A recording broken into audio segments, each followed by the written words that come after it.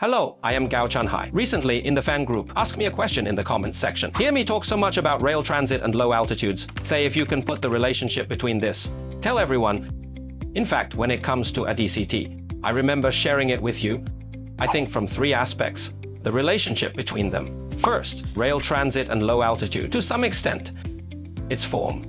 In fact, they are relatively similar. Industrial form of rail transit, there is a train subway. There's infrastructure, lines, bridges, tunnels, scheduled signal control system. Is there passenger or freight? These four forms. Industrially, it's also a robot at low altitude. We also have the infrastructure, but the infrastructure is a little bit simpler. It's just a landing pad, communications, navigation, surveillance, the third flight support.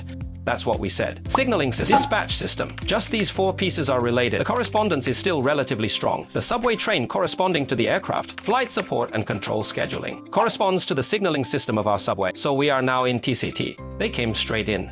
Dry air traffic control and flight services. It's kind of like this. In our subway, dispatch command system. There are 30 lines in Beijing or Shanghai. I'll show you next time. The entire dispatch command center. Yes to all trains. How do we do that? Autonomous driving, driverless, such a dispatching command system. We now start from the two-dimensional, become three-dimensional, such a form. The second commonality, it's actually low altitude and rail transit.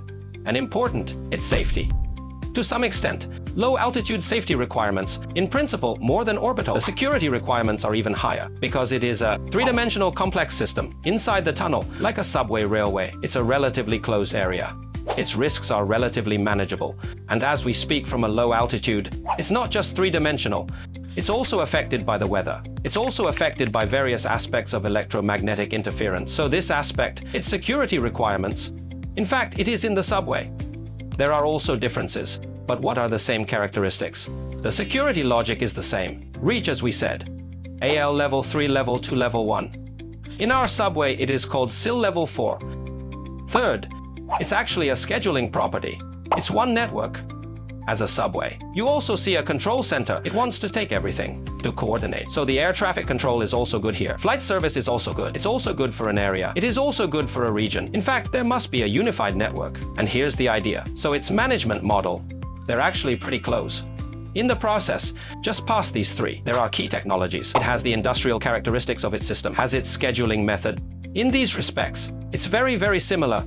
I have been advocating. Now we do rail transit, many companies, including central enterprises and state-owned enterprises. Even our owners unit, it's all invested in this low altitude, including people like us. There are also many. The original enterprise engaged in rail transit, they have also entered the low altitude field, because inside, there is indeed a lot of correlation, but we look at it from another perspective. We also need to see its particularity. In fact, every industry, it has the characteristics of each industry. At low altitudes, I told you earlier, it is more of an economic form. It is not an industry. We can't use a specific industry to define the low-altitude economy. The low-altitude economy, it's more about openness, more requirements. We call it thousands of industries. We can all do more.